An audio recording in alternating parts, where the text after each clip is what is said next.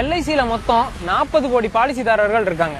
ஒரு பேச்சுக்கு இவங்கெல்லாம் சேர்ந்து ஒரு தனிநாடு கேட்டாங்கன்னா உலகத்திலேயே 3வது பெரிய நாடு எல்ஐசி நாடு தான். இவ்வளவு பாலிசிதாரர்களை கொண்ட எல்ஐசியோட மொத்த நெட்வொர்க் எவ்வளவு இருக்கும்? எல்ஐசி 1956ல் அரசாங்கம் கொடுத்த 5 கோடி முதலீட்டில் தொடங்கப்பட்டது. ஆனா இன்னைக்கு கிட்டத்தட்ட 66 ஆண்டுகளுக்கு பிறகு அதோட சொத்து மதிப்பு எவ்வளவு தெரியுமா?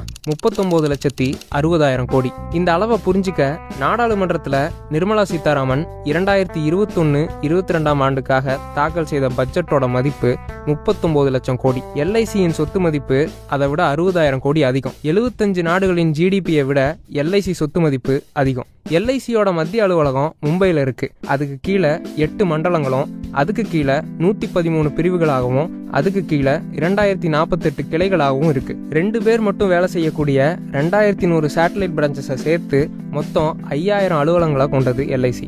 இது தவிர ஃபிஜி, மொரிஷியஸ், இங்கிலாந்து, பங்களாதேஷ் போன்ற வெளிநாடுகள்லையும் தனி ஒரு நிறுவனமா இருக்கு. எல்ஐசியில 1,18,000 நிரந்தர ஊழியர்கள் இருக்காங்க. முழுமையா கணினிமயமாக்கப்பட்ட நிறுவனங்கிறதுக்கான நாஸ்காம் விருது எல்ஐசி வாங்கியிருக்கு.